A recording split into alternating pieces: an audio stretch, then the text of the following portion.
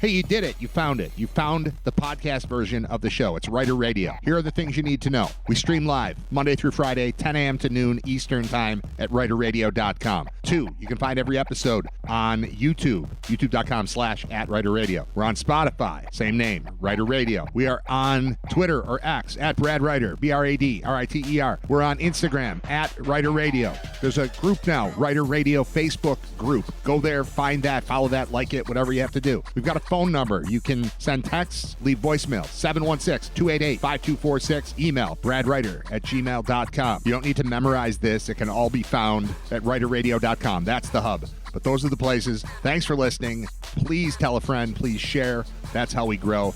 Glad to have you on board to the podcast version of Writer Radio. Episode 184 of Writer Radio. It's Thursday. It's October 9th. Couple different things I wanted to start the show talking about, and then about, 9:51, I would say, I thought, you know who I should get in touch with is like a hockey person, because I ran into Paul Hamilton the other night. Paul Hamilton, longtime hockey guy for GR, and longtime friend of mine. I've known him forever. And I ran into him the other night, and that reminded me, we have a hockey team in town, because I forget about that. And then today, I thought, you know what I should do? I should get in touch with Paul. He's been on the show once or twice. I should get in touch with him and just get like a little sort of catch me up, man. Because they haven't been to the playoffs in 14 years, and that's about how long I've had kids, and I've tuned out completely on the hockey team. But Lindy Ruff is back for the second year of his second term. You call it the term when you're serving for a second sentence as Sabres coach. He's back. I like him. I root for him. I thought if he's back and they start hot, I might pay attention again. There might be reason to try to convince my kids to watch this sport they're unfamiliar with. And it didn't work out last year. I was well-intentioned. And if I remember correctly, they started out okay, like ish. They were fine, like medium. And then just had this massive swoon that eliminated them completely from the, not mathematical contention, but the conversation. And if it's December and we already know there's not going to be any May, I can't, man. I just don't have 9 hours a week for that or whatever it is. That's just the games themselves. And then thinking about it and talking about it. And if you go to games, you're driving there and parking. Like, there's enough stuff. There's enough stuff without them. They're good. I'm in. I would prefer if they were good. But I have not been living and dying with each and every season thinking, this is the year. But every year at this time, I think, maybe it's the year. If it's the year, I should start it at the beginning. So my thought was, all right, let's find out when the hockey season opens. And maybe today would be a great day to get in touch with Paul or with some other hockey person.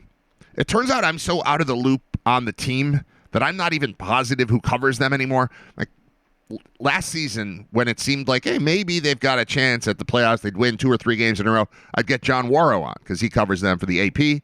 And I would say, hey, John, they won 3 in a row. Does that mean anything? And he'd go, no. And then we'd talk about music. So that's my extensive coverage of hockey at the end of last year.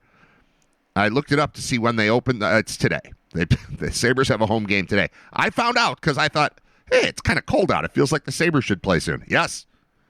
The weather you are feeling outside is, in fact, the opening of hockey season in Buffalo. And because of the fact that there's actually a game today, it's been a while. I don't know exactly how the schedule works, but right around now is when people who cover the team would be at a morning skate or heading to a morning skate or writing or shooting a video about the morning skate that they just saw. Morning skate being the practice the day of the game. So that eliminates Paul from contention. I'm not going to bother Paul today.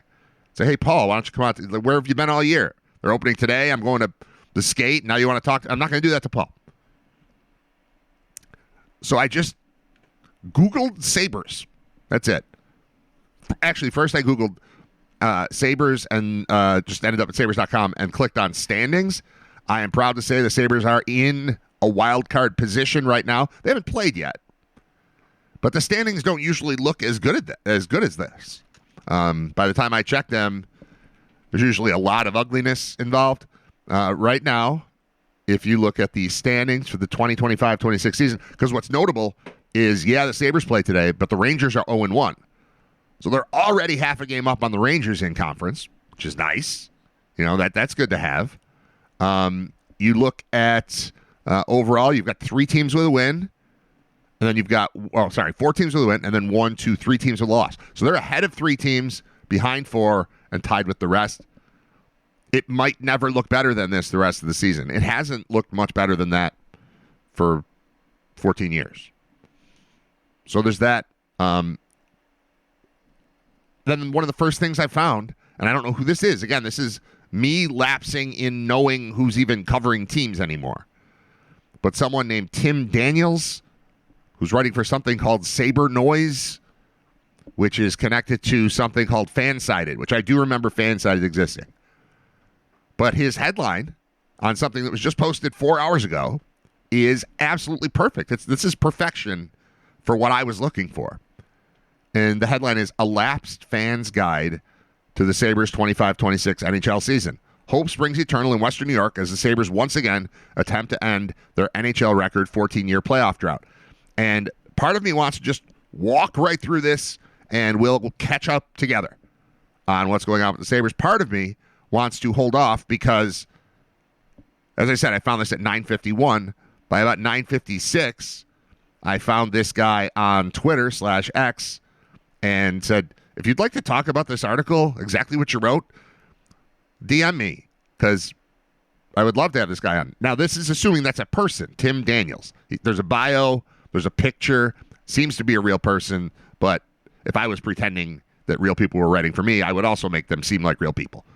So I can't verify it's a real person, but if it is, in fact, a real person, this is perfect. Because he starts with being a Sabres fan isn't for the faint of heart. In fact, some people may call you a masochist for even considering it, especially if you've remained loyal to the blue and gold for the entirety of their 14-year playoff drought, which is the longest streak of its kind in NHL history. If you're a former Sabres supporter who's ready to get hurt again, you've arrived at the right place, as we'll walk you through all of the team's important details for the season. That's exactly what I want. This is exactly the article I was looking for at exactly the time I was looking for it. So nice job to whatever person or robot determined that the thing that should hit my screen today was that.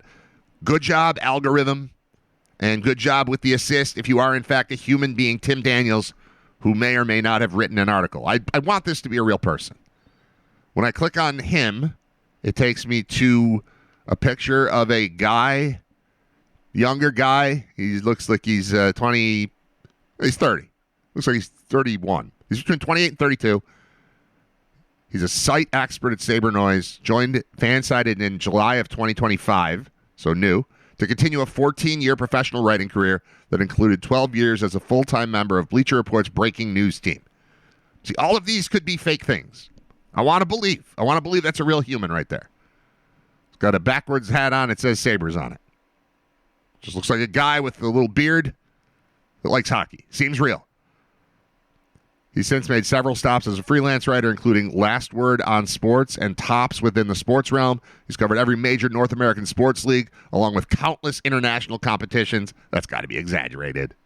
He's closely followed each Sabres season since the mid-'90s, despite the NHL franchise's recent run of misery. When the Buffalo area native isn't writing, he's probably still enjoying sports in some other way, shape, or form. Seems real, but that's how I would do it if I was creating a fake author for a Sabre site that was written by robots. So what I'm going to do is I'm going to hold off on ripping into this, but between now and noon, I'm going to get myself ready because I'm not dedicating any time after this. The show ends at noon. No more Sabres until puck drop tonight. And then I will try. I will try to make the first game of Sabres hockey more interesting than baseball on television to both me and my family tonight. I'm going to try. We've got a lot of televisions. I'm going to gather the troops. And we're going to start with the Sabres game and see how quickly people just disperse all over the house. Because that's what I predict will happen. But maybe this is the year. Maybe this is the game. When things are going well, hockey's a fun sport. When things are not going well, hockey's the worst sport. And it's been terrible for 14 years. And I can't believe the number of people who consistently have just watched each and every one of these games. I don't get it. I don't get how you could, or why you would do it. Or specifically why you would spend your money on tickets and the time that it takes to go down there and all the stuff and the parking and the dealing with all the headaches and then It's just, yeah, they lost 5-1. Cool. Ugh. I've pointed this out. My oldest son is 13 years old. So all of my kids, I have 3 kids, 3 like human beings. They're not little babies. The youngest turned 9 yesterday. I've got 3 people who live in my house who have never been alive for a playoff game. So there's that. It's tough to convince them that's cool. Like, imagine you grow up in a household where the sports that we care about are football and baseball and basketball, right? That's my house. Whether the Sabres were good or not, those are the ones that I care about my kids playing and the ones that they're interested in playing. I always wanted to avoid hockey for the morning part, for the cold part, for the skates part, just all of it. Just no thanks. That said, when the team is good, it was really great. Those years I was doing the pre- and post-game show, and they were going to the conference finals, and they're the most exciting team, and they just came out of the lockout playing at this furious pace, planning on the obstruction rules coming into play, and then they really did, and then suddenly they were great. And they didn't win it all, but for 2 years, they were as good as you could get in the league on any given night, and it was awesome to watch. But those are the 2 awesome years out of my 50 that I've seen. When I first got into the team at age, 6, 5, whatever you are, that was when they would go to the playoffs and lose in the first round every year. Every year, that's just what they did. They just lost first round playoffs. They had a fun run in, was it 93? And then a couple fun runs, 98, obviously 99 Cup Finals.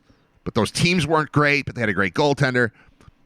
They've had 2 really exciting, interesting years in my lifetime. Now, I was born when they were going to the Cup Finals. I was born in 74. They went in 70. So I was 6 months old when they went to the finals. I'm sure that was awesome. I don't remember it. But, I was told how great Gilbert Perreault was, and I'm sure he was, and seeing highlights, he was. But I saw the old version of him that, I saw his 500th goal. But I was told how great he was. I didn't see how great he was. And I have since seen the Summit Series and, that kind of, is that what it's called, the Summit Series? Where he was one of the young ones. He took the puck from behind the net with no helmet and just went flying through the Russian. That was awesome. But it's before my time. Most of the hype about the Sabres in the time that I've been consciously aware of them existing has been unfounded. I mean, it was worth going to see Mogilny and LaFontaine together. It was worth going to see the Ted Nolan team that was fighting everyone. That was something. And then to see Hasek, and then to see the team from 05 to 07. And since then, I'm not under the impression that I don't think I've missed anything. I don't feel like there's no one. I've got, obviously, friends who are psycho Sabre fans. And they talk about the games like everyone else talks about Bills games. And I can't. It just sounds like they're foreign to me. Like the hockey team. There's a big game tonight. Well, maybe there is. I want there to be. I want that to feel right. But it all just seems, it's so distant and I'm just so disconnected from all of it. But that's what this article is seemingly for. The Lapsed Fans Guide. And I always care. I want to hear that things went well. But me watching a game is not going to change it. So you guys do what you do. Watch the game and enjoy it. And if I start hearing people saying, man, last night's game was great, which you never hear. You don't ever hear it. Oh, my God, you missed it. Is something that no one has said.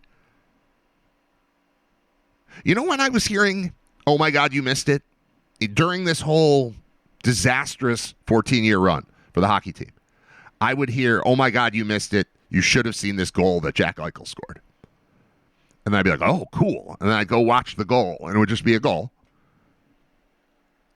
We've been trying so hard as a community, and I have not put in the effort, but we collectively have been trying so hard to pump up this team like it's a thing that matters and like it's a thing we should care about, and it has not been a thing that has been relevant to the league, a thing that has been relevant to our hometown, or a thing that has been worthy of the time it takes to pay attention to it. It just has not been. So even when I'm told, go back and look at this, we're making it up. We're trying. We're pushing it. It's not even making it up. It's exaggerating in a hopeful manner. Like, you've got to see this Eichel kid. And it's like, yeah, he's a good player. You got to see McDavid. They were trying to get McDavid. They didn't get McDavid. They got Eichel. It didn't work. Is he a really good player? Yeah. Was that in any way a good fit here? No.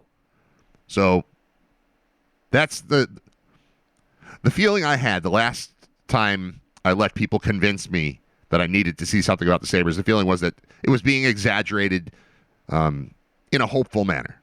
No one was intentionally lying. It was like, I want this guy to be good. So when I watch this goal and he seems pretty fast and he makes some kind of move, I'm going to pretend that that's a massive thing that needs to be seen. And it never was.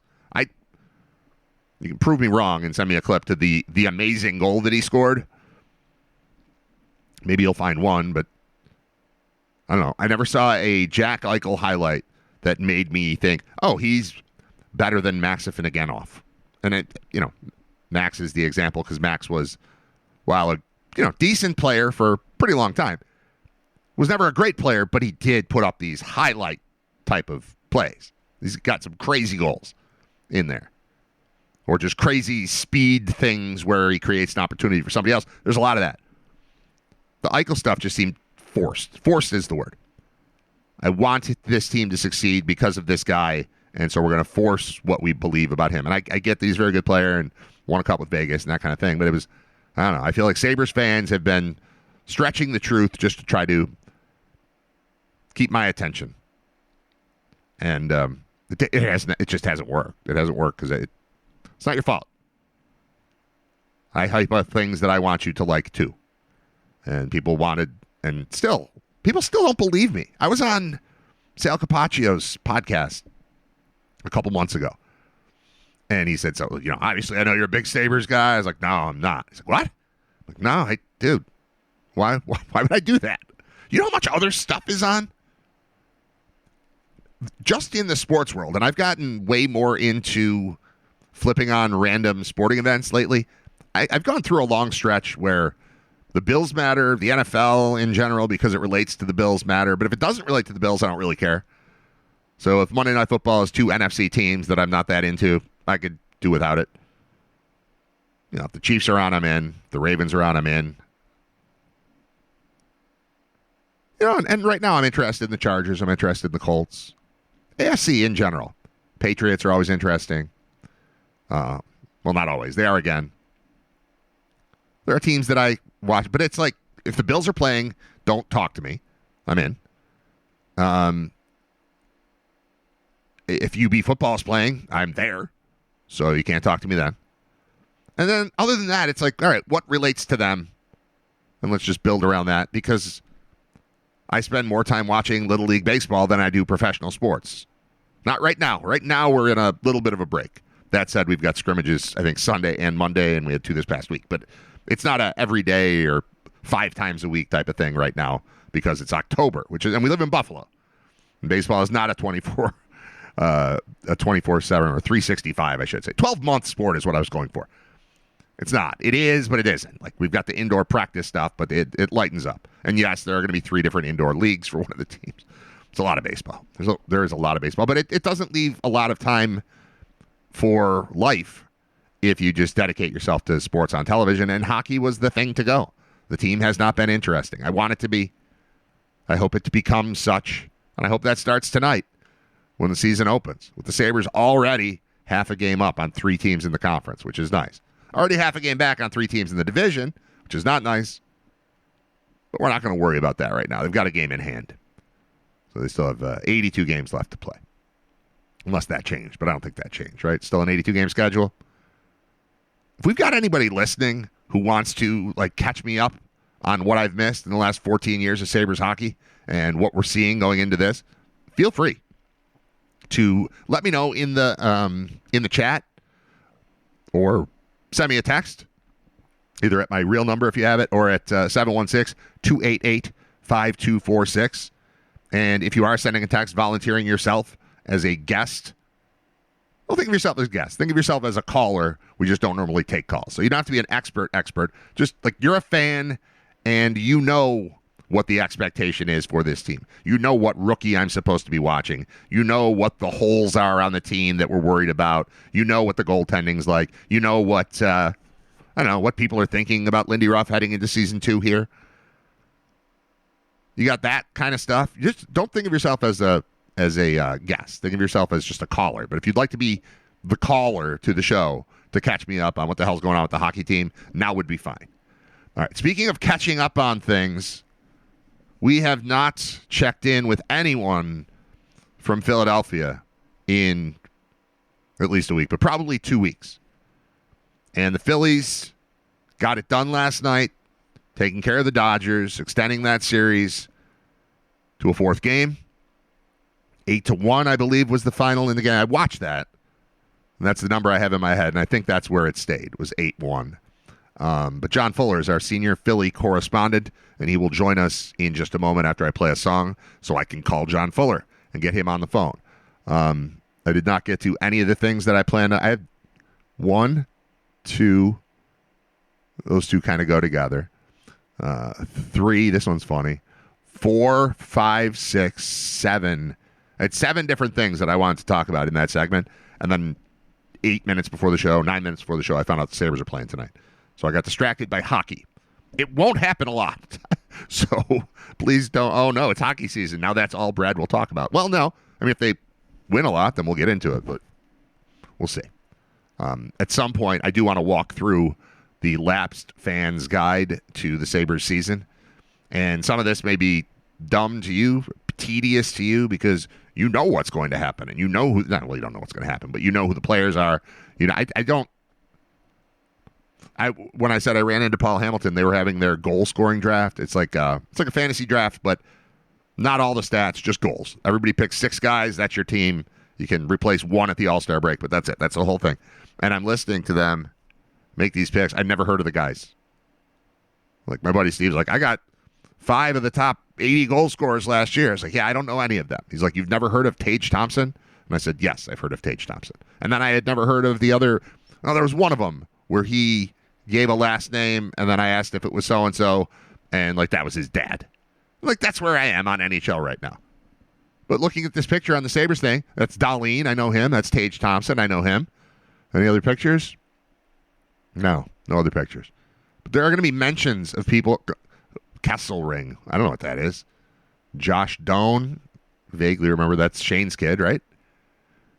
JJ Peterka got traded. I kind of remember that. There's a goalie named Alex Lyon.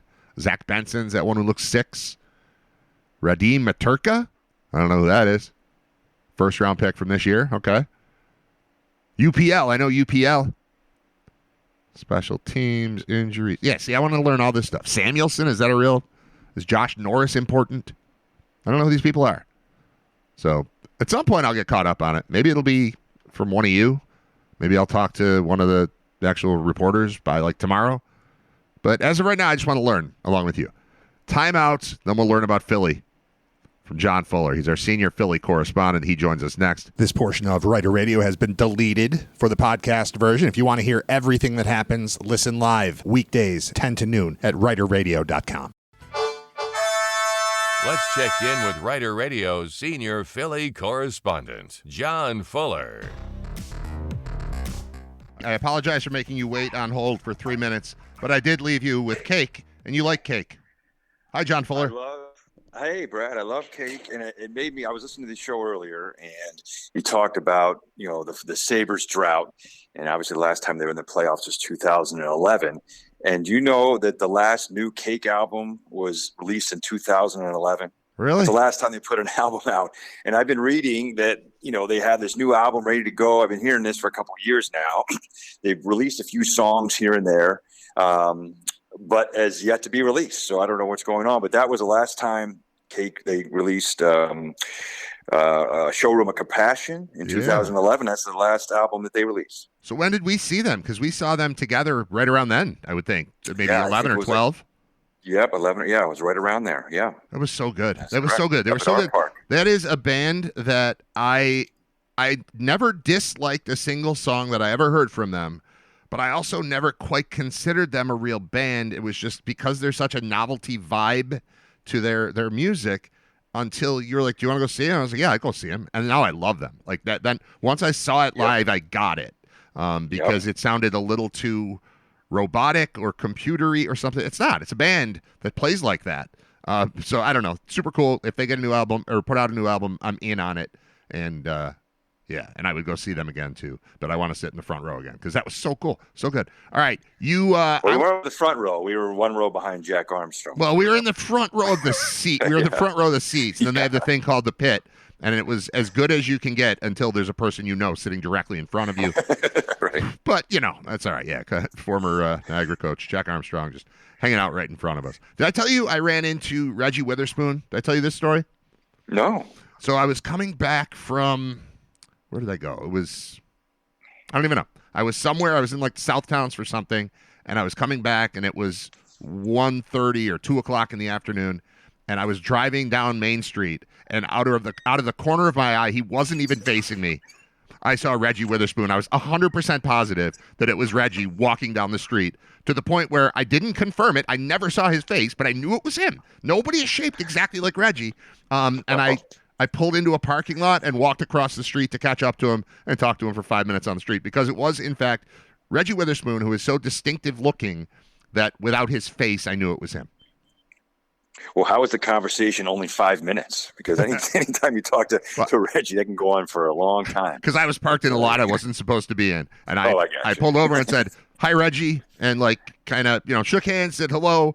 And I was like, I just saw you when I was driving down the street, and I had to pull over and say hi, but I don't have time to do anything else, so we'll talk soon. He's like, all right, I'll see you. That was it.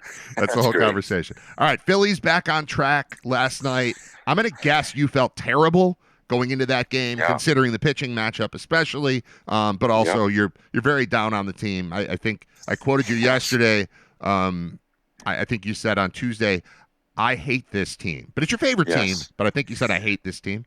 Yes, because they break my heart every year, and it just seems like it's the same broken record over and over, where they're good regular season, and then just their bats just go silent in the postseason, and it just sort of looked that way again as they kind of just fumbled their two chances to win home, and then they're down 0-2, and I was like, what are the odds they win 3 in a row? They come out yesterday, bats are kind of cold at the beginning, and they had this, and they're throwing Aaron Nola out there, who has been their stud for the last 10 years, but coming off an injury, really struggled this year. So they started him like, well, this isn't going to go well. He comes out, pitches 2 solid innings, and to the point where he struck out 3, and I'm like, well, they had this plan where they're going to have him pitch 2 innings and then bring a Ranger Suarez in, who's been their postseason stud like for as long as he could go. So Aaron Nola pitches 2 great innings, strikes out 3. I'm like, all right, maybe they just let him go a little longer. They don't. They bring Ranger Suarez in, and the first pitch the guy throws, home run. Yeah. I'm like, oh, here we go. Here we go. I'm like, are you kidding me? Don't get every him started. Decision this guy is making has been wrong. I mean, it's been bad luck. So, but then Kyle Schwarber comes up and hits that ridiculous home run, 455 feet, almost entirely out of the stadium, and it just ignited their bats. And it's really what they needed. I mean, I still, it's a real long shot if they come back and win this series. But the fact that their bats came alive yesterday was very encouraging. Yeah. Did you? I'm sure you don't feel sympathy. How do you feel watching Kershaw in the playoffs? I know he's not. I know that's not the team you're rooting for, but isn't that like the most likable pitcher in the last 20 years of baseball? Yes. That it's painful to watch him struggle in the playoffs, and I keep wanting it to go away. And I thought, all right, you know what?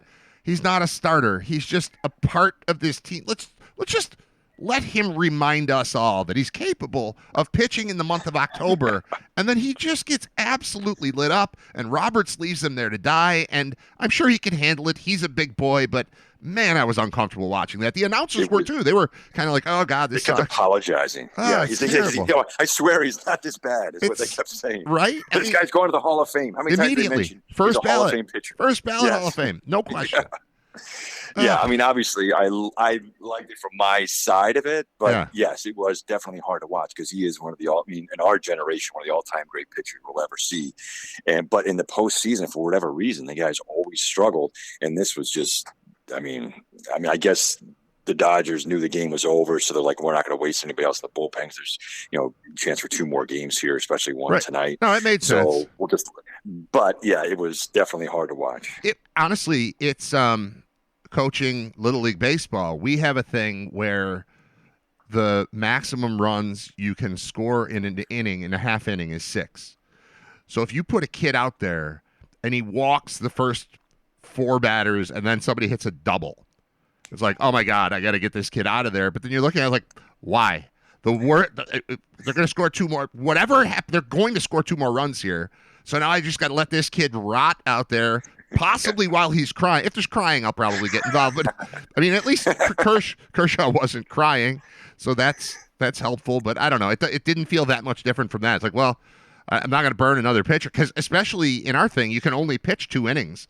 So, like, I've already given up the runs. We might as well attach this inning to this kid that's given it. So I get it. I felt bad. Maybe it's the Little League coach in me that felt bad. But I like Kershaw from afar. I've never been like a mass Dodgers fan but he's just one of those super good, solid players. I like pitching. I tuned into the Yankees game last night almost from the very beginning just because I wanted to see how Schlittler followed up his performance last week, because that was as impressive a pitching performance as I've seen in a long time, and I couldn't wait to see him. And obviously he wasn't as good yesterday. Still good, like very hopeful for his future, and I like him. Like I'm buying stock in that guy. But I tune in to watch pitching, and Kershaw's been doing it so well for so long, and man, that stinks that's how it went down. Can I ask you a question about the fashion? Yes. What do you think of the baby blue uniforms worn by the Phillies in last night's game? Obviously, winning 8-1, I'm sure you like them more than you did going in. But what's your opinion of the baby blues? Love them. Love them too. Love them. I wish they wore them all the time. They usually wear them during the year. They wear them on Thursday nights during the season. They wore them last night. They're going to wear them again tonight. It'll be interesting to see if they do win tonight. Game 5 will be in Philly on Saturday, and I bet they wear them again. It's funny. Now you're a couple years older than me, but I'm guessing like your formative years of watching baseball are about the same as mine. Like you probably first remember like the John Denny Phillies, right? Like that's the beginning for you. Oh yeah, I remember. I probably went to a game like in the late 70s. I remember the World Series in 80. Yeah. But I remember the main guys from that. I don't remember every game. I still was only 8 years old at that time. So I remember it. I remember going to school and talking about it, but I don't remember it like I remember the 08 Phillies team. Of course. But, did you collect baseball cards at the time? Oh, yes. Okay. Yes. So you and I, at ages, I'm 50, you're 52 or whatever, like you're right the same. Collecting baseball cards, I just thought everyone wore baby blue because at the time there were 11 teams at their peak when baby blue jerseys were a thing for road teams. And part of it, I was reading the history of it today. It's really interesting. Like there were blue jerseys, baby blue jerseys going back to like the 40s. At one point, the Dodgers had silk ones, or they looked like silk anyway. They looked like my wife's, her nicest robe. Except it was the Dodgers wearing them in road games. And initially, like they were making baby blue on wool. Part of it had to do with making the television product better because color TV had come in. And what are we doing with gray when we can use blue and it'll just look better on TV? Eventually, it became kind of a fad. And there were 11 teams between 80 and 81 that were wearing baby blue on the road. John Fuller, you like sports. You love fashion. You like trivia. I try. I've got it written down. I've got 11 teams, 11 Major League Baseball teams that wore baby blue jerseys as their road uniforms during the 1980 and or 81 seasons. Okay, well, Phillies are one. Correct. Cardinals. Correct. Royals. Yes. Cubs. Yes. Rangers. Rangers are right. I don't think I would have gotten Cubs. That one looked weird to me. If I remember, the Rangers or the Cubs had the baby blues with still the pinstripes. That's I correct. think. That's correct. I'm looking at, I believe that's Bill Buckner right now. I think Blue Jays. Blue Jays are correct. You're 6 for 6, John. There are 5 left. Now here's a wild card I'm going to throw at you because I think these guys wore blue with red on them. I want to say, I shouldn't waste this one now, but I'm going to go for it. I'm going to say maybe the White Sox. No, that is not the same thing. No. I know what you're talking about, and I want to say that's a couple years later that they wore those stupid things with the shorts. They had the baby blue. Those were black and white, but I swear were they had. I thought they were. Maybe you're right, but they did have the shorts. I think the shorts went with the baby blue. They had a red, white, and blue look because it said Sox, SOX, in like a boxy thing across the chest because the Bisons were their affiliate, and the Bisons uniforms looked like that when I was a kid. But it was not baby blue. Okay. And if they did wear baby blue, it wasn't during this. I mean, these jerseys all look the same. Honestly, you could dress as a Blue Jay and play for the Royals, and no one would even notice during this era because everyone was wearing the same stuff. So we've got the Royals. Oh, I got another one. The Braves. Braves are correct. All right. So far, you've correctly named the Royals, the Blue Jays, the Cubs, the Cardinals, the Braves, the Rangers, and the Phillies. There are 4 more teams that wore baby blue as their primary road color during the 80 and or 81 baseball season. I gotta think. Oh boy, no. 3 American League, 1 National League. Oh, how about the Brewers? The Brewers are 1 of the American League at the time, now in the National League. Yep. But that is correct. I'm glad I didn't have to say they used to be. We got that. So. How about the Mariners? The Mariners are correct. We're now down to 1 in each. John, you are 9 for 9. Because I'm not counting the White Sox thing because you Paul Pecked it and said it's not the White Sox. But I get what you were going for. I think there was a baby blue. Yeah. Look that up while you're solving this. You've got 2 left, 1 American League, 1 National League, where baby blue as a road jersey, primary road jersey in the 80 or 81. I don't remember what it was. During the glory days, 80, 81, or 81, 82. Yep. I'm trying to think of.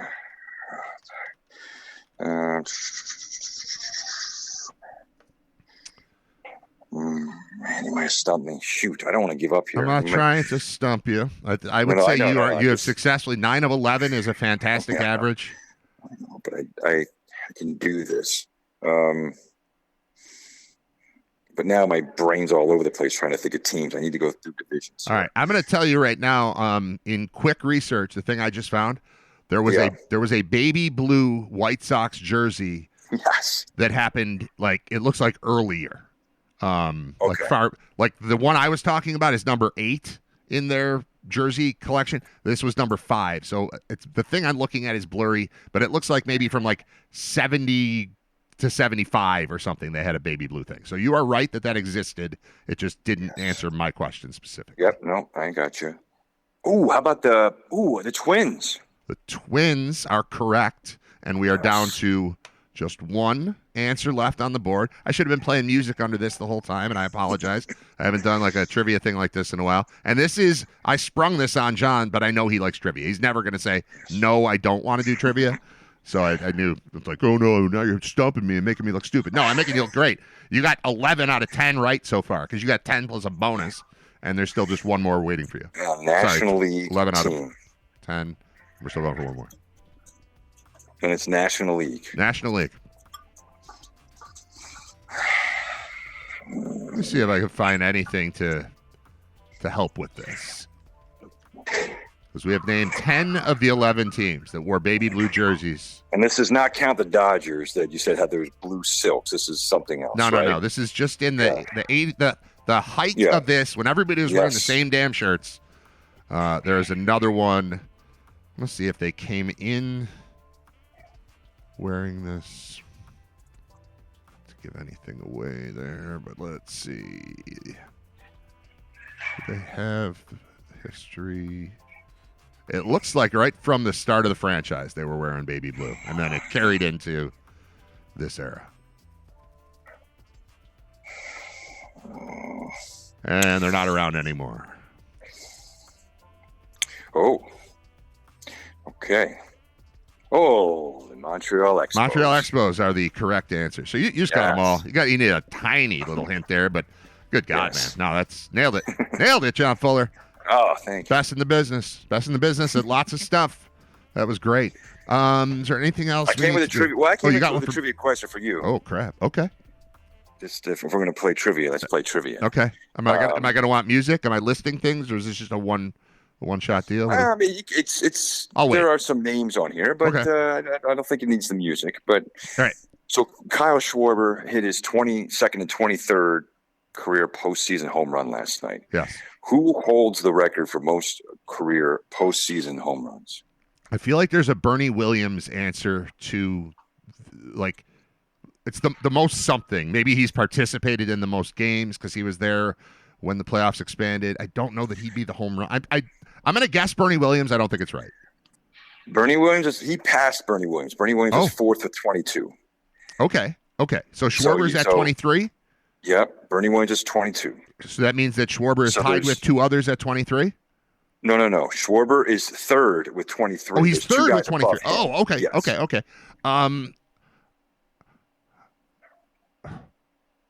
I will also say that you have to think about the era. It's not modern era, but it's. I mean, with the playoff format, there's so many more playoff games now than back when we were kids. There was just the AL, NLDS, and the World Series. Yeah, so I would expect any of this to be like 98 and beyond. Correct. Okay. Yes. Chipper Jones. No. Okay. Is there another Yankee? There is on the list, but not at the top. Okay, I'm just looking for the top. I mean, okay. So you'll tell me if I hit somebody underneath the top four. But we know Schwarber 3, Williams 4. I have the top 5 here. So there are 2 guys tied for 5. One Ortiz, David Ortiz. Ooh, no, but you're getting warmer. Manny Ramirez. Yes, he is number 1 with 29. Okay. All right. Manny 29. Somebody else between 28 and 24. Schwarber 23, Williams second place 22. has 27. So the second place guy is 27. Okay. So this is going to be surprising to me. I mean, he's not like you wouldn't think this guy is a power hitter. But okay. The guy hits. And you said there is a Yankee, so this is a Yankee. No, the Yankees tied for 5th. Okay. The other Yankees tied for 5th. Okay. I just have a list of the top 5 here. All right. Guy who's in the playoffs always. The Red Sox were in the playoffs always. I don't think it's another member of the Red Sox. No. Are you this telling is me very recent? Very recent. Like I would not fair, but I would say like all of these were in the last 5-6 years. Ooh. Okay. 7 years. Good God. Astros. Yep. Okay. Bregman. Nope. Altuve has 27 postseason home runs. You know what? Little guy. Yeah, like when I almost said him before I said Bregman, based only on you saying that this doesn't seem like a power guy. That's crazy. Crazy. Now they only cheated for time, half of them. So yeah, right. So it helps that he knew a pitch was coming in. If I had just had a sound effect of a garbage can banging, and instead of saying Altuve, I just did that would have been awesome. All right, you got another one? And then, no, but the rounded out the top 5. I don't know if I'll keep you okay. too long. But Derek Jeter he has 20. That was my next Yankee. I was gonna. George Springer has 20. George Springer. Well, George Springer's still going. George Springer was on those Houston teams. That's like 14 years ago, right? Like, and is he with the Blue Jays right now? I saw him yesterday. So yeah, he must be. Yeah. I saw him twice in the last 3 days or something like that. So yeah, George Springer. So in the former format, you think has the record? I would, you know what I'm saying? Before they went to the expanded playoffs. Well, that's tough. That's tough because it was so hard to get to the playoffs, and then you might get there and only play 4 games. So that's probably old Yankees. That's Mantle. Mantle is 18. Berra is tied with this other Yankee, famous Yankee. Not Berra.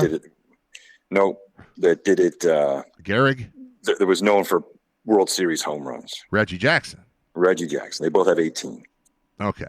Yeah, I want to know what I'm going to look up what the Bernie Williams. Bernie Williams has some record. Like, I'm going to keep answering him whenever there's a baseball stat thing that it doesn't seem like it should be him, but it's him because of the expanded playoffs.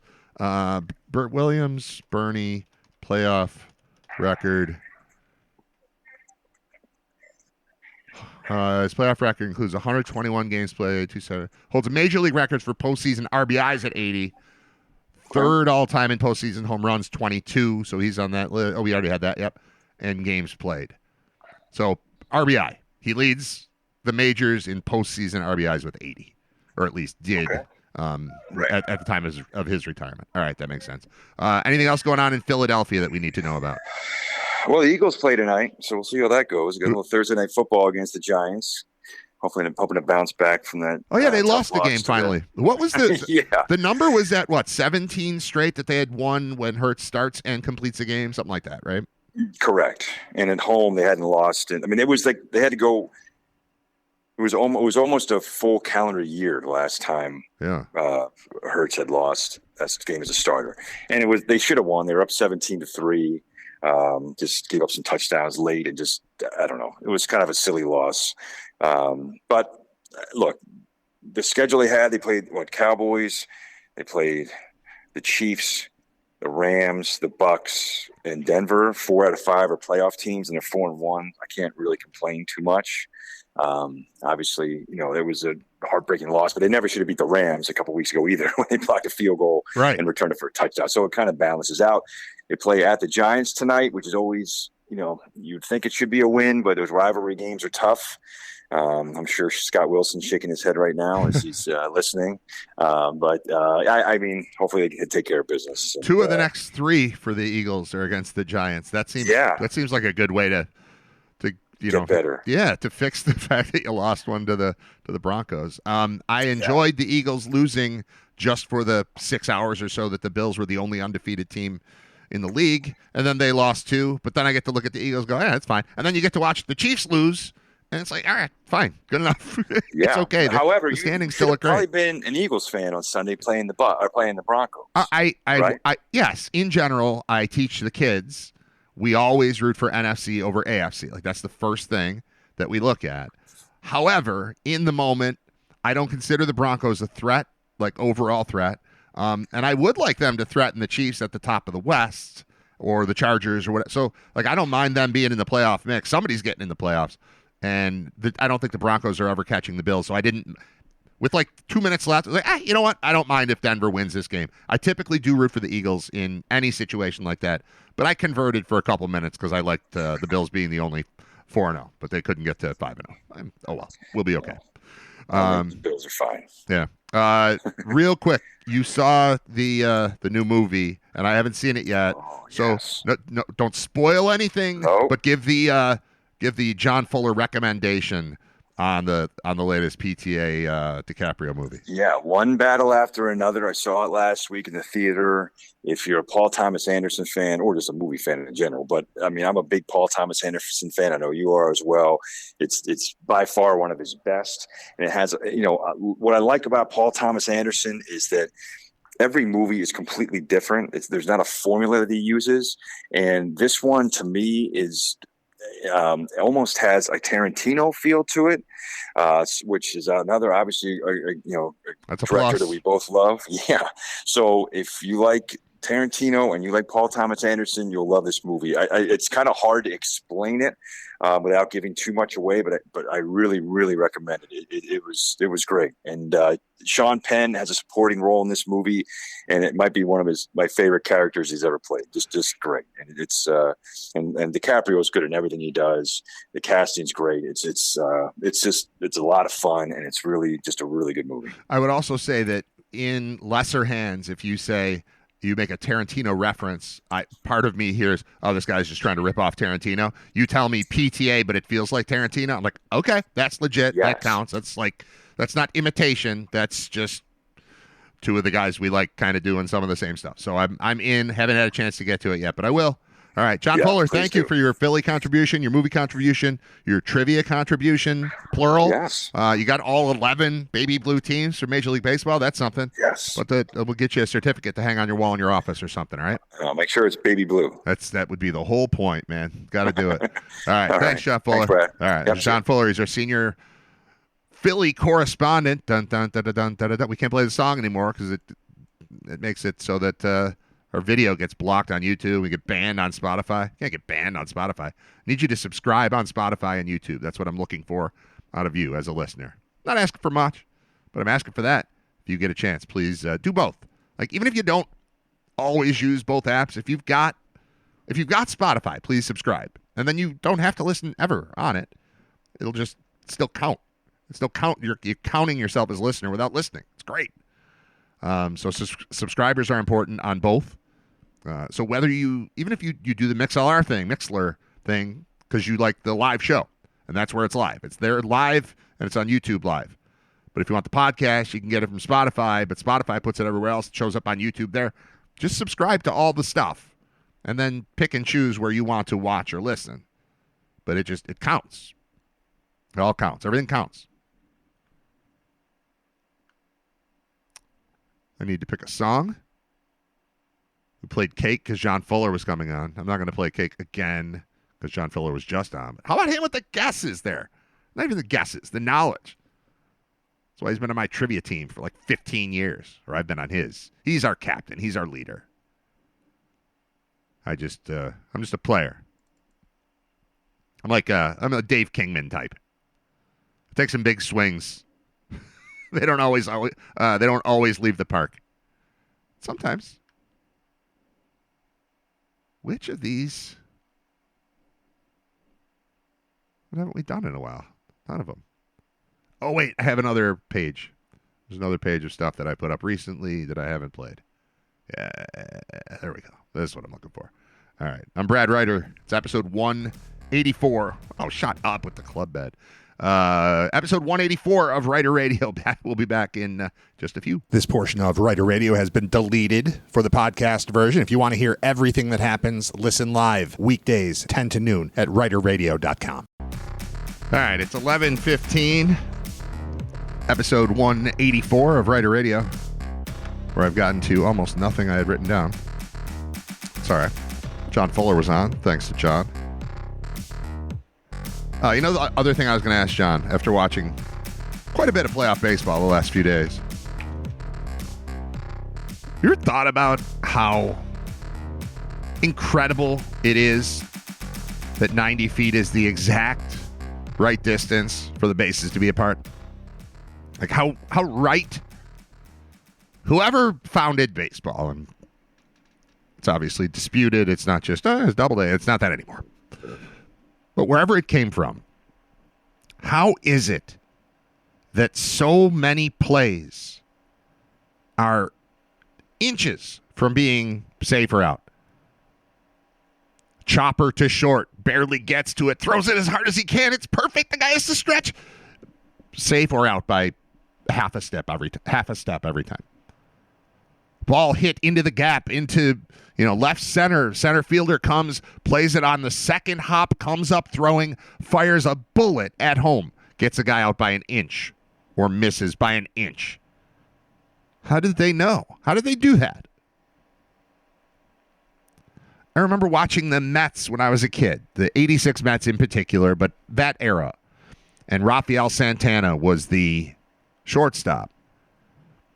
And McCarver, and it was probably McCarver, but it was Steve Zabriskie, and Tim McCarver and Ralph Kiner were calling the games.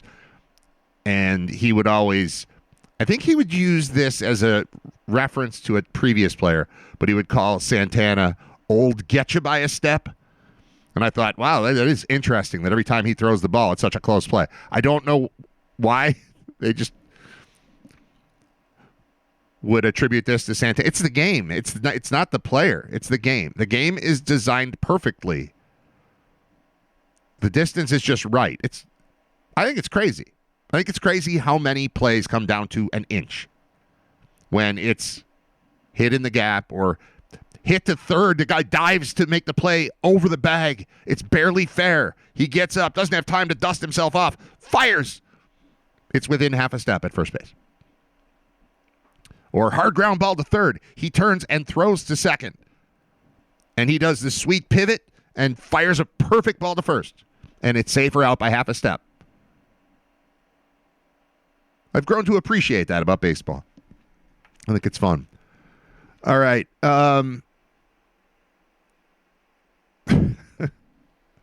Which one of these things do I want to do? Not the Belichick. I'm going to save the Belichick thing for tomorrow because that story may continue to develop. It looks like Bill Belichick may be done already at the University of North Carolina. Very little success, lots of scandal, lots of problems, lots of uncool. But I've been going back and forth with Scott on that, and Scott will be on the show tomorrow, so I'm sure we'll hit on that tomorrow. Oh, let's do this one. So we're at episode 184 of Writer Radio. We'll say the last, 20, 25 or so have been on camera using the YouTube feed. It's not because I want to be on camera. It's because you can't really have a YouTube video that's not a video. You can. But if I'm sitting here and I'm streaming live to YouTube anyway, and there's a camera right in my face, why not just put the camera on? Because I don't want to, but I do. It's better. That's how the world distributes and expects to receive information, is through video. So even though this is primarily an audio podcast, there's now a video version of it if you're so inclined. I wouldn't watch me on YouTube, but I would listen. And you can do that during the show on YouTube or on Mixlr, or you can wait till afterward, and then the podcast is available. And I will ask again, everybody, please subscribe. Anywhere you see the opportunity to subscribe or like or review, and always give good reviews, it's just all that stuff helps. So if you're taking the time to find the show, which you have to do, the show doesn't just come to you. You have to find the show. Anyone who's doing it, obviously, on some level, appreciates what I'm doing. So show your appreciation by just doing that stuff, spreading the word, because I can only talk to whoever's listening. I can't also, during the show, be screaming to people to come listen. We have to, people that are listening, they're like, hey, this is worth listening. You should tell the people. You get it, right? You get where I'm going here? Okay. Point, though, is that for the last, we'll say 25 episodes, we've been streaming live video. You have shamed me into changing shirts. If I'm doing just this, we have a week like this one. Now, I did go out for trivia on Tuesday night. But really, that's the last time I left my house. And I don't know that I went anywhere Monday. So I did a show Monday morning. I did a show Tuesday morning. Did a show Wednesday morning. This is Thursday morning. If not for the fact that I was going out in public to meet up with John Fuller and Dan Cave and Bob Gaughan to play trivia, there's a reasonable chance that I would not have even thought about what I'm wearing or how long it's been since I took a shower or anything like that, because I'm sitting in my house. I don't have to go anywhere. I mean, if I'm covered in dirt, I take a shower. If I can start feeling gross, I take a shower. But I mean, how long would you wear the same shirt if no one was going to see you anyway? And I have twice this week at 5 to 10 thought, oh, had this shirt on yesterday, changed the shirt. So I actually, underneath here, this is the same shirt I wore yesterday. It's still just on. But I thought, it's going to make the video look exactly the same. I don't change the background. I'm in the same part of the house, same part of the basement. Same stuff is behind me. There's Khalil Mack right over my, wrong that way. Right there, Khalil Mack. There's my kids. Oh, there. They're little, though. They were way smaller than this one right here. Nope, there. He's probably 2 in that picture. He's 9 now. So those are old pictures. Got some books. Some other pictures. There's us in the football booth. Nope, this is hard. Football booth. That's me and Paul and Scott and Bob all together. All the people you hear on the show. Fuller's not pictured, but you hear him a lot too. There's my team in Little League. There's all kinds of stuff. There's UB against Miami. Wait, how do I do this? If I go that way? There we go.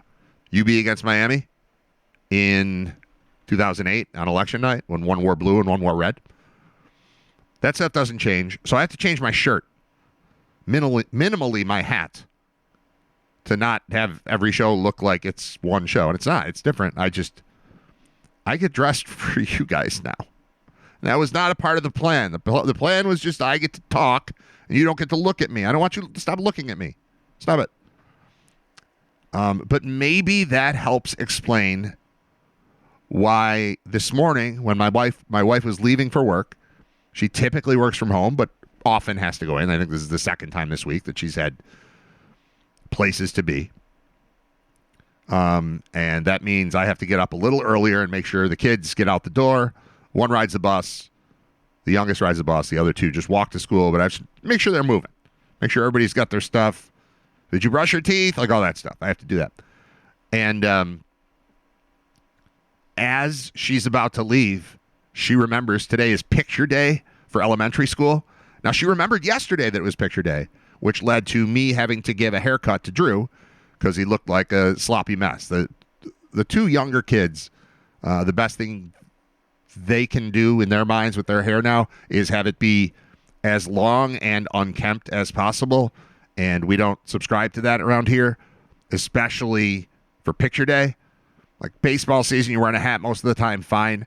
But Nate, I think, intentionally has his hair pointed in as many directions as possible. And intentionally takes as few showers as possible. We've got a house of boys. I'm not a good leader, as I mentioned. If not for this camera, I'd be wearing the same shirt since Monday. If not for trivia and this camera, the T-shirt I'm wearing underneath this would just be what I've worn for the last 4 days. It's comfortable, and I haven't done anything super strenuous that has caused me to get all sweaty and gross. Feels like shower day today. I think I'll take a shower today.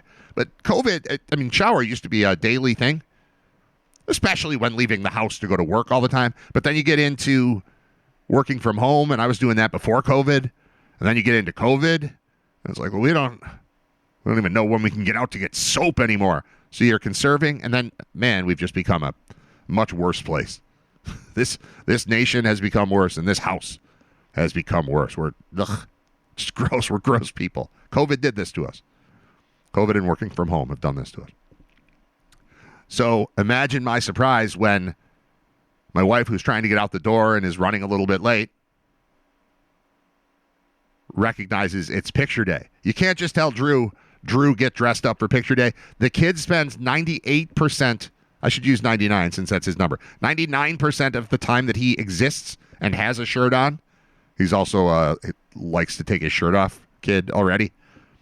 But when he's got a shirt on, it's 99% of the time has a jersey on it. And like 90% of that time, I shouldn't have said that, has a number on it. So it's either a jersey or like a T-shirt, jersey. It's something. There's always a number.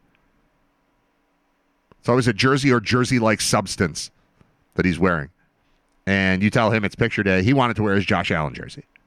And she said no. I thought that would have been cool. I thought that would have been fine. But the fact is, if he's just going to wear a Josh Allen jersey, we don't need to pay for school photos. Like part of the school photo thing, the reason that the jacked up price photo scam still exists, it's not a scam. It didn't used to be a scam. But now they have to convince you to forget that you walk around with a camera in your pocket at all times, and so does everyone else now. Like, no, we're the photographers. Look, we have cameras. Like, yeah, we all have cameras. Everyone here has a camera. Like, no, but we've got this backdrop. Yeah, we all have those too now. We also have background erasers. We can do anything we want. The thing that we don't have ever is a kid in a polo shirt with his hair combed. That's what we don't have. So what we're really doing is documenting that. It's like a little experiment. We're going to take this kid who usually has on a hat or just messy hair all over the place, and he's got 3 necklaces and some jersey and an arm sleeve or 2. And we're going to remove the necklaces, or in this case, tuck them under the shirt. I got him to at least do that. He didn't take off the arm sleeve, but hopefully that won't show up under his polo shirt. But we've got Drew with hair that was cut last night that is combed. I put gel in it, so it'll maybe stay. I don't know what time they were getting pictures taken. For his age, hopefully the second he gets off the bus, because he's just going to get worse over the course of the day. But I guess no surprise that my wife, she needed my help to cut his hair. He absolutely needs a haircut tonight because he's getting picture taken tomorrow. Okay, I agree. I did it. We all agreed. We liked it. He liked it, I think. The kids will pretend they like it to me, and then I'll hear them complaining to my wife that Dad did a bad job on their hair. I think I do fine. Also, I don't really care that much. They're boys. Shut up. Overcome your bad haircut. Go be cooler than your haircut. Go. You got this, jerks. It usually comes out fine. Once in a while, there's a little mess. I've made Nate look like Lloyd Christmas on occasion. Drew had a little problem with the front of his hair for, I don't know, a couple months. It grows out. It comes back. Who cares? But there was no, my wife is very good at telling me what I need to do in order to best serve the common good here. We need something for dinner tonight. She sends me. We need something cooked. I do that. We need a haircut. I do that.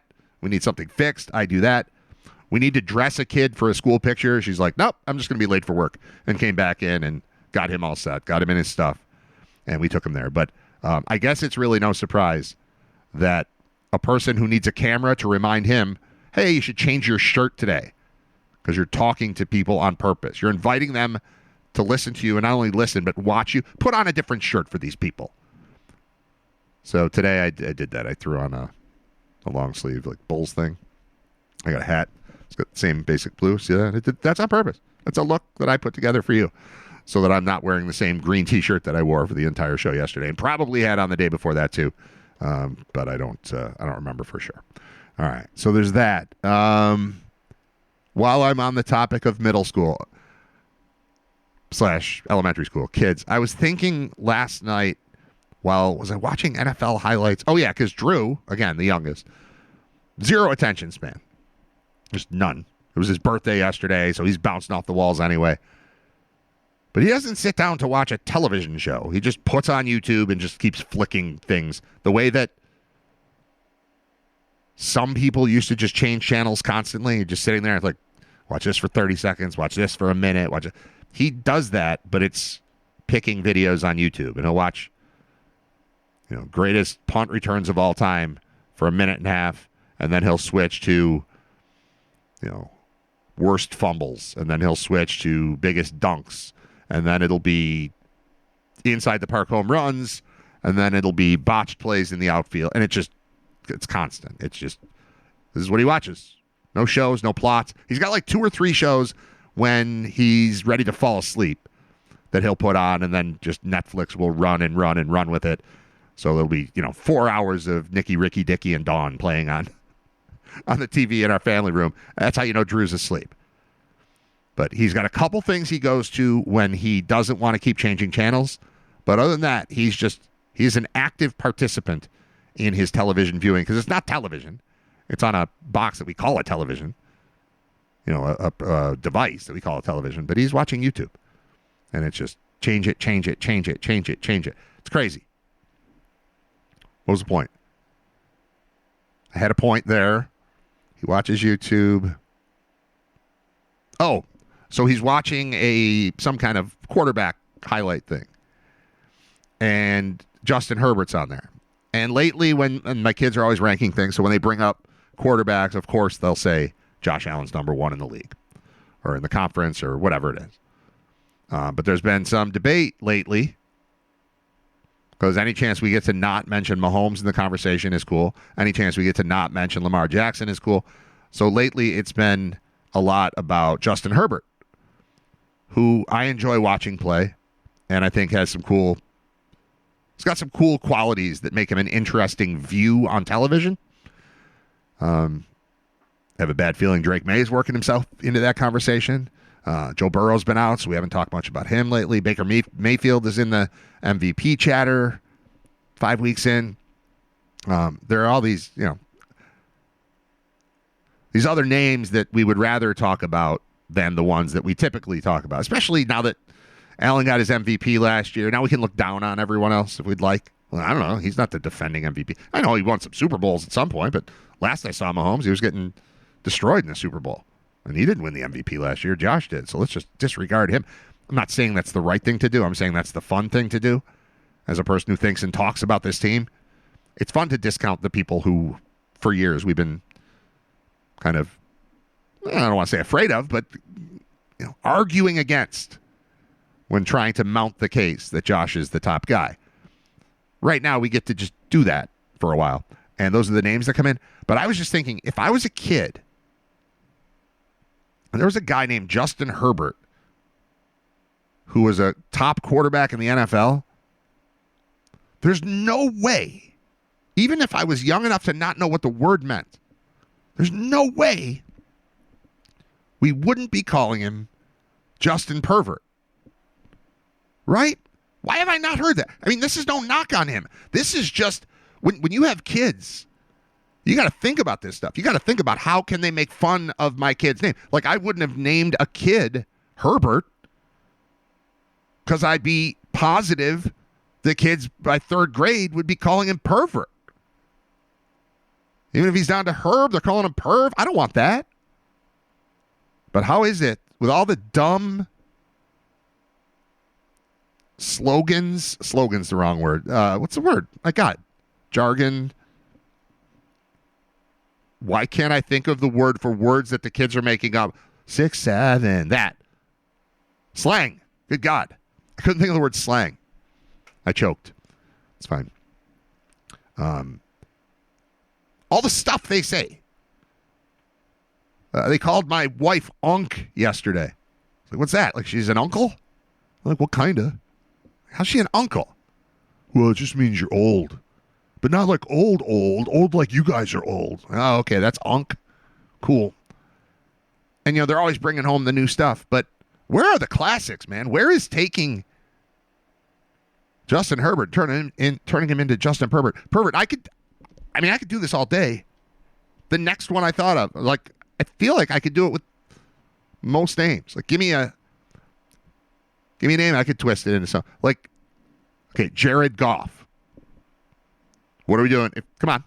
If you're in 4th grade, if you're in middle school, you're in 7th grade, I'm shortening his first name from Jared to Jer, and now he's Jergoff.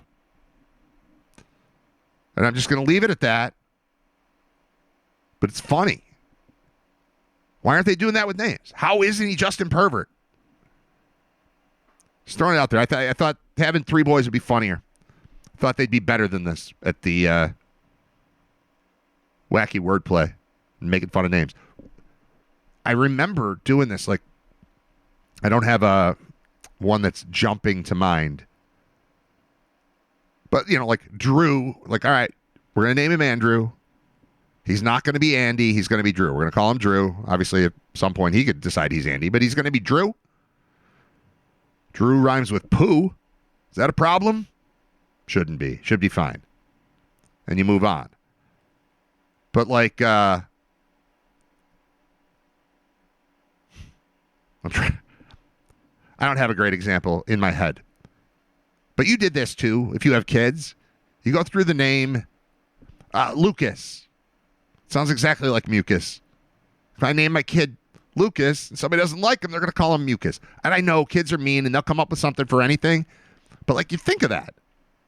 You got a guy named Justin Herbert, and it took until yesterday for me to go, why is no one calling him Justin Pervert?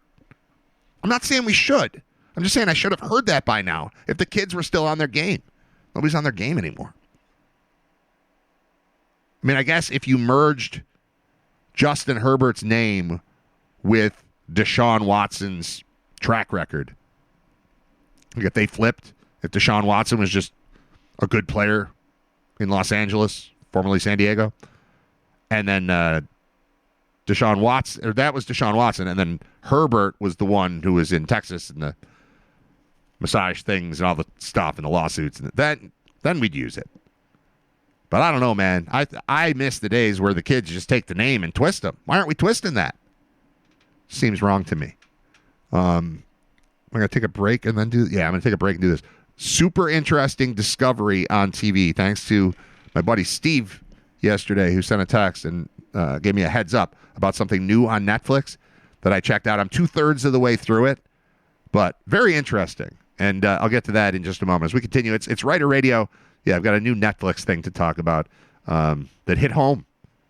A new Netflix thing that's hitting home. What would you like to hear right now? I'm taking requests. I'm just going to play the Cars. I listened to the Cars while giving haircuts yesterday. They are such a reason to own good speakers and vinyl. Like, there's something about their production that is just jumping out of the speakers since I got it's just like a greatest hits album. But, man, their hits are perfect. They just sound great. My oldest is like a music psycho. He's like, oh, is this why people buy vinyl? Because it sounds like that. I'm like, yes, it's exactly what's going on here. I'll play the Cars. This is not one of the ones I listened to last night, but it's still good. I'm Brad Ryder. It's episode 184 of Ryder Radio. Stay tuned. This portion of Ryder Radio has been deleted for the podcast version. If you want to hear everything that happens, listen live weekdays 10 to noon at ryderradio.com. Ryder Radio continues, episode 184, brought to you by Brian Janik at thefinancialguys.com. Brian, a 20-plus year veteran as an independent insurance broker. He'll hook you up, especially if you're coming up on Medicaid. If you're approaching 65, you got a parent who's approaching 65, or a aunt, an uncle, a neighbor, a friend. Set him up with Brian Janik to help navigate this confusing world. You're going to have to do it anyway, and you don't have to pay him. So you're crazy not to. Reach out. Tell him I sent you. Go to thefinancialguys.com. You can get in contact. We could. At some point, I'll have him on the show, too. And I know he listens when he can. When he's not serving the people. This is how I serve the people. And you can serve the show by sharing, liking, subscribing. That's the big one. Subscribe on Spotify. Subscribe on wherever you get your podcast. Subscribe. But specifically Spotify and YouTube, subscriber numbers are not, they don't match with the number of people that are listening. This is what Spotify is telling me. They're like, hey, you have to tell people to follow because that'll work. This will work better if you do that, because it showed like the number of people that typically follow a show that has the kind of listenership that mine does. The number is like 1/3 of what it should be. So it's just, I don't know how to tell you what to do. I just know how to do a show. And I'm adding pieces and parts to it. But while I'm doing that, you can help out a lot by subscribing. That is much appreciated. All right, I mentioned the Netflix thing, and I never got back to the Lapsed Fans Guide to the Buffalo Sabres 2025-26 NHL season, which I'm going to go through top to bottom. I wrote to the guy who, in theory, wrote it, assuming he's an actual person. I have not heard back, but I don't have any real contact number for him, so I just replied to a tweet and said, follow me, DM. But, yeah, we'll see. Maybe I'll get this guy. Maybe he'll be a new regular. I have no idea. Maybe he's not a person. Welcome to 2025. There's an article. Was it written by a human? Who knows? Is anything written by humans? I don't know. Some of it is. Tim Graham's real. I've met him. His stuff's good. All right. Belichick thing we're going to save for tomorrow. I saw a headline, Marineland is threatening to euthanize 30 whales. I would like to get to the bottom of that. It seems like other parts of the world could use your whales. Like, if you don't support us and help bail us out, we're going to kill all the whales. Well, that's not nice. That might be why, that attitude might be why people stop coming to your place in the first place. That was just a headline. I saw it on like a hard copy of the Buffalo News. Like, I think that was yesterday's paper. That's something I should explore. I saw something about someone was arrested for starting the fire in the Palisades that wiped out a massive part of L.A. That happened, but I didn't dig into it, but I wrote it down in case that was something we'd get to. And then I've got this Netflix thing that I want to mention, and then we'll do the Sabres, and then whatever else is left on my screen, and then we're done. No more music before the end of the show. I mean, I'll probably play one song at the tail end, but we're just going to cruise from here to the end. I would like to thank you all for listening and sticking with me as I bounce around. We started Sabres. We flipped to baseball. Got into some other things. I have not yet mentioned the Netflix thing. We'll go back to the Sabres. All right, Netflix thing is I got a text from my buddy Steve that said there's a new show called True Haunting, which is not my cup of tea. I don't like haunted things. I mean, who does, really? I mean, people like talking about them and watching things about them. It's not a thing to me. Oh, horror. Ooh, you scared me. And then to see like True Haunting. Like, oh, no, this is a real story about ghosts. But what made this one interesting is that the entire story, so it's a 5-episode show on True Haunting. It's a 5-episode thing. The first 3 episodes focus on one story. The 4th and 5th focus on a different story. The story focused upon in part 1, 2, 3 is something that took place in Livingston County, New York, in 1984. Between 1984 and 85, the school year at SUNY Geneseo, which is where I went to school. Now, this is a few years before I was there. This is 84 and 5. I got there in 92. So I was there starting then. But I have friends who are, 3 years older than me. The guys that I hang out with still at least once a year for the fantasy football draft in Saratoga. I talk about it all the time. I'm the youngest or second. I think I'm the second youngest by 2 months of the people that are in that league. So we've got 14 guys. 12 of them are older than me. So 12 of them attended school sooner than I did in 92. I just cannot believe that this is not a story that was regularly circulating on campus. I do remember getting to school and maybe even at orientation, hearing sort of the what's the term, like urban legends about things that had happened at the school, and you start hearing the thing about if your roommate dies, you get a 4.0, and like it's college kids away for the first time. You're talking about 17 to 22-year-old kids with no parental supervision. We came up with ways to entertain ourselves, and one of them was by, telling these stories and spreading these rumors, and those legends typically just grow and grow and grow. And there was a missing girl at one point who eventually was found in the river. I looked that up. That wasn't until my senior year. But the story being told on True Haunting is based at my tiny little college that I attended. So 100% I'm going to watch that. Now, I've watched 2 of the 3 episodes. They're short. The first one was like 34 minutes. Second one was in that range.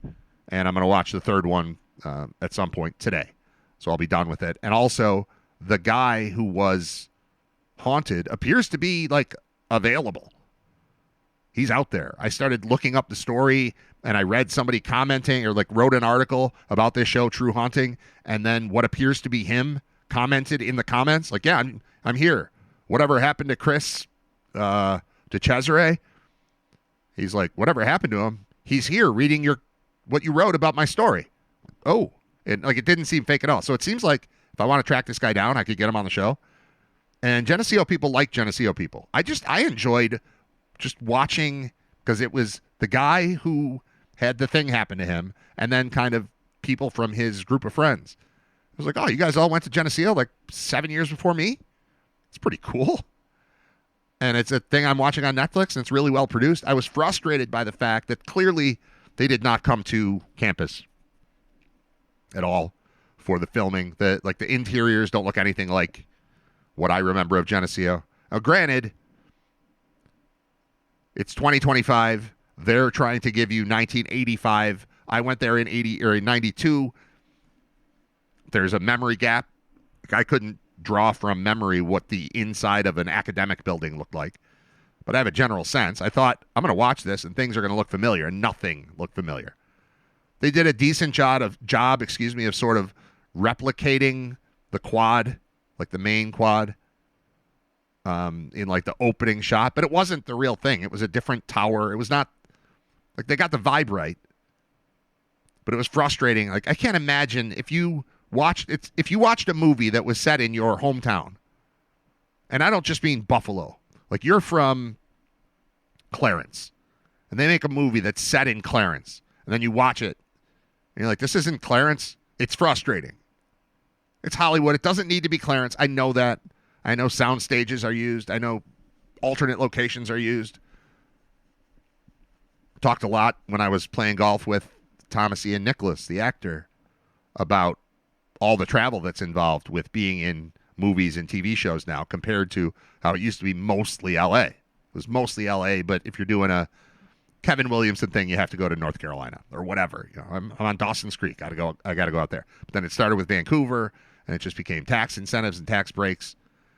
And you can't just sit in L.A. and work. You gotta keep moving around the world. I would have liked if that part applied here. Come shoot in Geneseo. That would have been cool.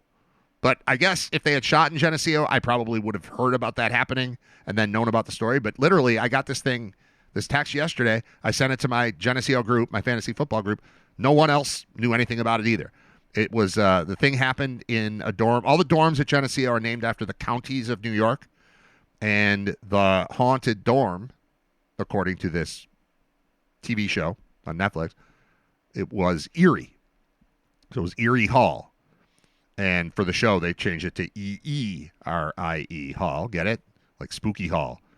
And I get what they're going for, and it's just a show, and most people don't know Geneseo. But it was absolutely mandatory that I tune in as soon as I found out that my little school is a part of a Netflix horror show. But then it was frustrating to see that none of it was shot at Geneseo. Like, maybe they had a couple photos. They had the logo right, but it's like the modern logo. And they had signs that I didn't recognize that I think were, CGI or AI or Photoshop is the wrong word, but, special effects. They got the vibe right. It looked like a fall Western New York type of thing. But I just wanted to be like, oh, I know that. I lived in that dorm. I ate lunch there. I just wanted to do something with that. And in the first hour anyway, I saw nothing to indicate that anyone with a camera ever set foot on the campus at Geneseo. If you're into the horror type of stuff, I guess I would recommend it. I don't love the show. I'm 2 episodes into the 3 that I need to see. There's almost no chance I'll watch episodes 4 and 5 because they're about a different story. I'm watching because it's Geneseo. But they are walking around wearing Geneseo shirts, which is cool. Those are legit. And the signs with the logos it's the real logo. It's just, I think they're telling a story. They're Hollywood. If they shoot the thing about the place that you know well, you're like, that's not the place, but it's kind of the place. They got the vibe right. And I don't know how much of the story I believe. I believe that this guy believed that something was going on. His friend believed it. We'll see. We'll see how episode 3 plays out. But I believe it has something to do with Indian burial grounds, from what I've read. It's not my favorite, but it's Geneseo, and I like it. All right, hockey. It's just about noon, but we got to do this because this is where I started the show. A Lapsed Fan's Guide to the Sabres, written by Tim Daniels, posted 4 hours ago. We're now at 6 hours ago. But this is exactly for me. Being a Sabres fan isn't for the faint of heart. In fact, some people may call you a masochist for even considering it, especially if you've remained loyal during the 14-year drought, longest streak of its kind in NHL history. This all happened because this morning I thought I should get somebody on to preview the Sabres season. I bet they play soon. And then I looked it up and they play today. So I live in a world where I didn't know that. Nobody told me. I don't get any special messages that the Sabres are about to play. I don't watch enough TV, read enough, listen to the radio enough, hang out with my sportsy people enough. I mean, I know it's October. This is about when they start. But some teams have already played a game, including the Rangers, who are tonight's opponent at the arena. Sabres missed the playoffs by 12 points last year. It marked the second straight campaign. The organization's point total moved in the wrong direction after peaking at 91 in 22-23. It dropped to 84 the next year and 79 last season. Although analytics projections are surprisingly optimistic about the Sabres' outlook, there are still a lot of hurdles the franchise must jump in order to make a long-awaited postseason return. The thing that hooked me on this article is that it said, if you're a former Sabre supporter ready to get hurt again, you've arrived at the right place. I'm not ready to get hurt.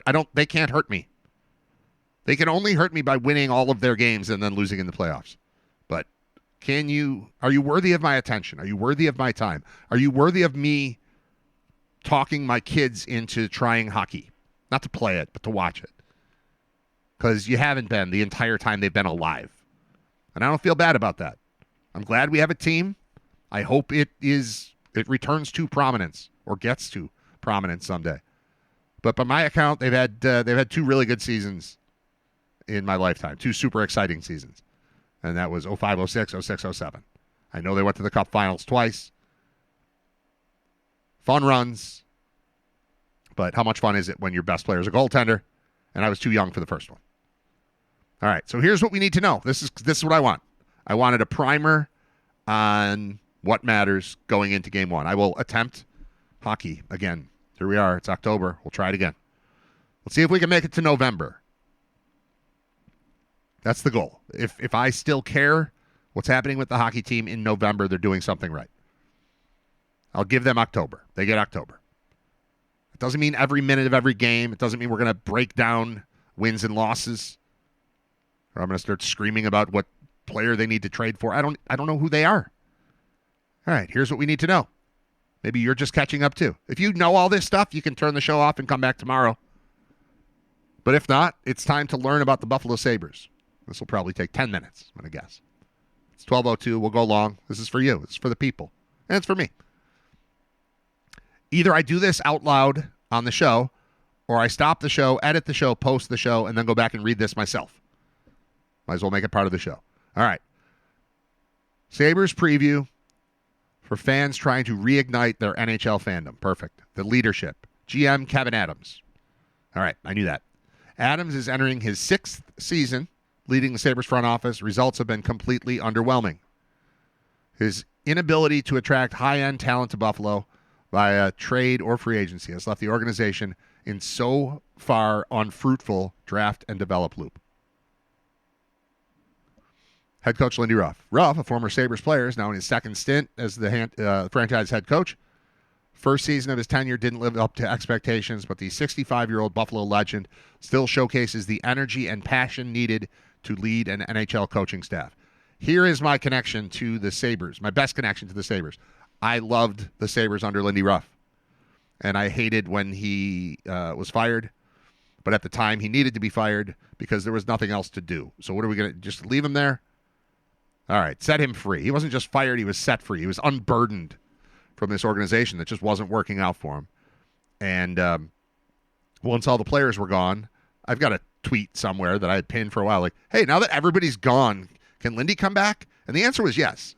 It took an extra couple years after when I said it, but he came back last year. That had a chance to reignite my interest in the team, but then they just lost so many games in a row. I don't know what the number ended up being, 12, something like that. And it was just like, oh, never mind. All right, the franchise cornerstones. Here we go.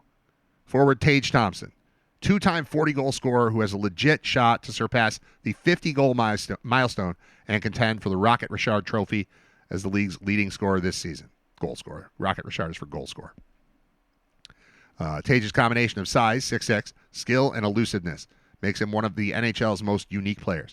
And he's got a right-handed shot, and when he stick handles through traffic, it looks like Mario Lemieux. It doesn't have the consistency, obviously, that Lemieux did as one of the greatest players in NHL history. But as far as a comp, if you've never seen Tage Thompson play, I would describe him as, you know what Lemieux looks like?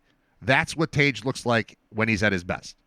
So I'm interested in him. I think there was some injury stuff with him last year. But, yeah, he's a good player. He's become a very good player. That's who you expect to lead him in goals. Okay. Defenseman Rasmus Dahlin, a number 1 overall pick. Dahlin would have a case as the best blue liner in hockey if he played for an annual Stanley Cup contender rather than the oft-forgotten Sabres. His 3-zone impacts are virtually unmatched, and he just keeps getting better every single year. Here's how I'm going to say no, but I now believe this is written by an actual person, not a robot, because there are typos in it and like grammatical errors, and I feel like robots are better at that. So the errors are actually making me like this story better, and like this Tim guy who might make me think this Tim guy might exist. Both Thompson and Dahlin are signed into the next decade, which provides a strong foundation to build upon for Buffalo. Thompson signed through 2030, Dahlin through 2032. All right, notable new arrivals. This is fun. All right, 3 guys I don't know anything about. Well, 2 I don't know anything about. First one, forward Josh Doan. Doan was acquired as part of the blockbuster J.J. Peterka trade with the Utah Mammoth. So much of that sentence is confusing to me as a non-real fan. Josh Doan, I believe, is the son of Shane Doan. J.J. Peterka seemed to be the person who scored every time the Sabres lost 4-2. Be like, oh, Peterka had a goal and an assist. Or Peterka scored twice. I wouldn't know J.J. Peterka if he came and sat down right next to me right now. I just know that's a name I've been hearing, and usually it's associated with goals. So when he was traded, that was kind of surprising to me. But there was a name coming back that I recognized, and that is Doan. It says his baseline numbers don't jump off the page, 28 points in 62 games, but his underlying statistics and well-rounded skill set make him a serious breakout candidate. Okay, let's hear it for Josh Doan. We're rooting for him. Defenseman Michael Kesselring. Don't know him either. The second piece of the Paterka deal will start the season on injured reserve. Great. But once healthy, he's the Sabres' best attempt yet to give Owen Power a stable partner on the second pair. Owen Power also a number 1 overall pick. It's a tandem that could take off in a major way for Buffalo as the campaign goes. All right. And then we add in goalie Alex Lyon. I've never heard of goalie Alex Lyon. What can you tell me? Lyon will assume the starting goalie role. While Ukko-Pekka Luukkonen, UPL, recovers from injury. The 32-year-old journeyman netminder has enjoyed some strong stretches across stints with 4 teams, but he's probably the team's biggest question mark given the situation. So that's the starting goaltender is a guy named Alex Lyon. Okay. The rising star. I know this one. Forward Zach Benson. You want a bold prediction? Here's one. Benson will be a household name by the end of the season. That is bold. It's bold. His succeed at all costs mentality and terrific underlying metrics from his first 2 NHL campaigns put him on the fast track toward two-way stardom. Okay. The top prospect. Here's another one. I don't know this guy. Radim Murtika. We all fall down like toy soldiers. Martika? No, it's Mrtka. I'll let Dan Dunleavy handle that one. And let Paul Hamilton handle that. He was highly impressive in camp for a 2025 first-round pick who was originally viewed as someone a few years away from reaching the NHL. Instead, he'll open the year in the AHL, and if he isn't sent back to WHL junior hockey, he could arrive in Buffalo on a full-time basis by season's end. Okay, so it's a prospect that we will not see tonight. Key questions. This is good. This is a perfect article. This is exactly what I needed. Key questions.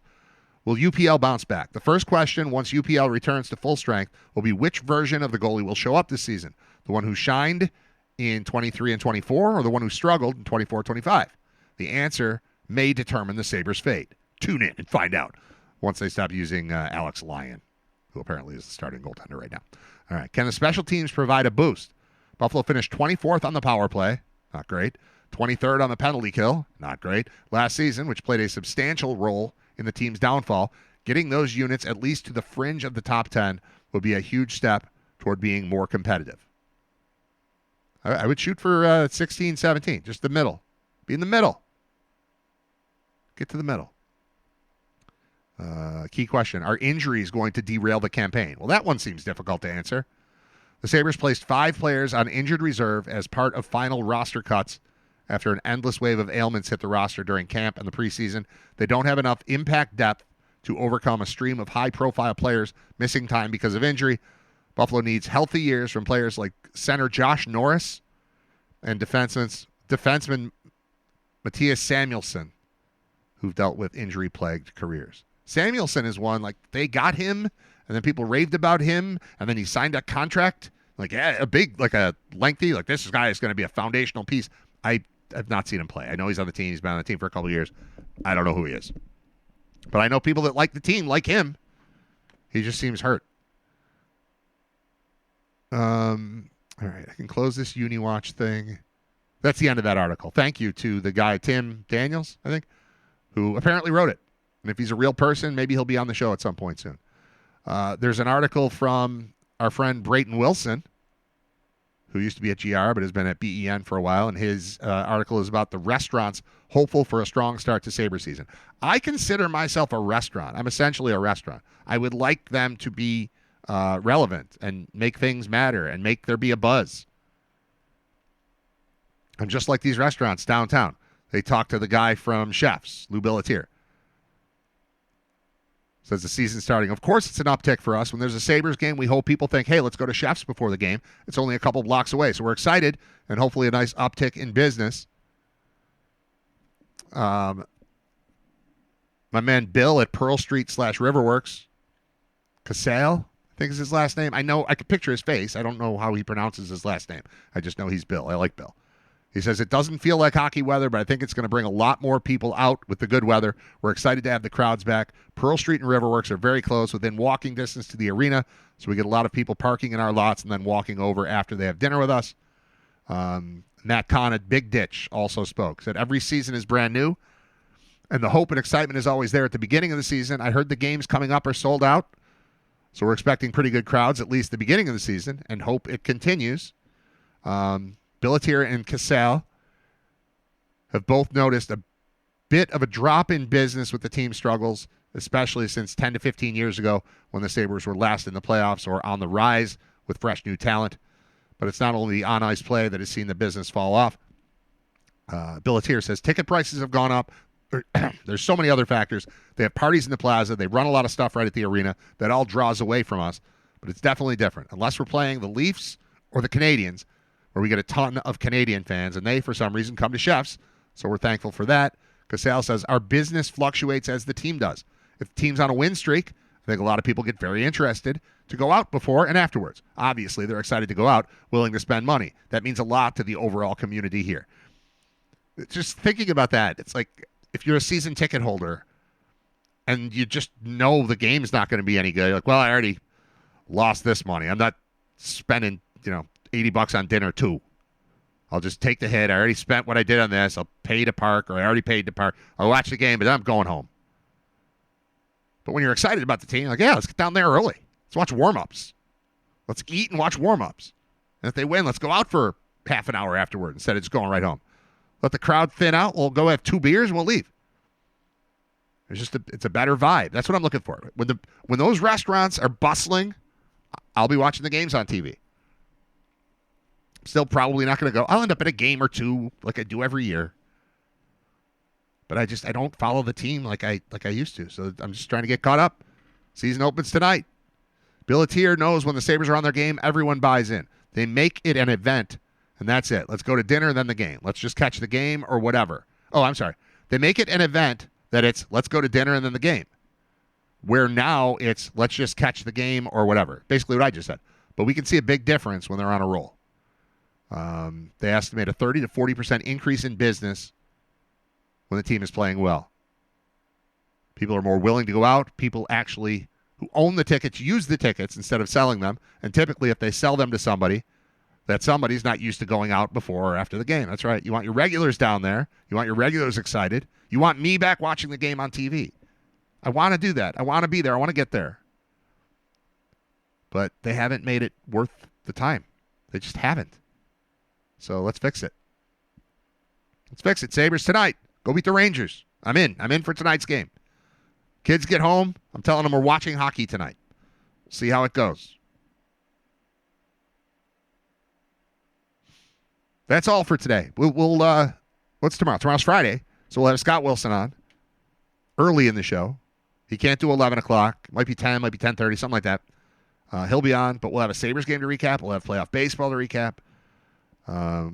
There's football tonight. Eagles, Giants. Scott's a Giants fan. We'll have that. We're going to keep rolling. Episode 185 is shaping up to be pretty sports-centric. We're going to get back to Bad Bunny, too. That's super important. There's Bad Bunny stories everywhere. Because we're in week 6 of the NFL, and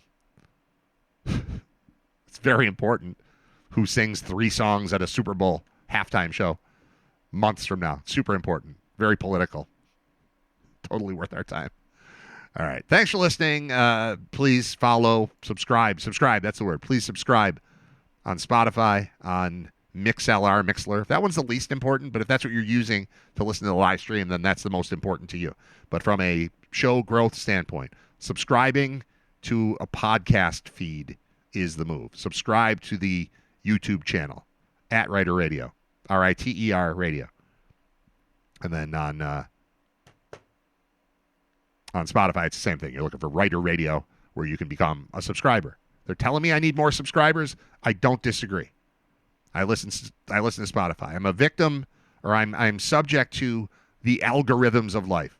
And part of getting those to work my way is subscribers. So get on that, will you? All right. Thanks for listening, for sharing, for all the things you do. You're the best. I'm all right, but you're better. And I appreciate it. What do we want to hear? Something we always hear, and then something new, and then we'll call it a day.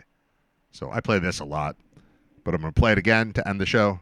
Then there'll be one more song that you haven't heard in a while, or ever, I think.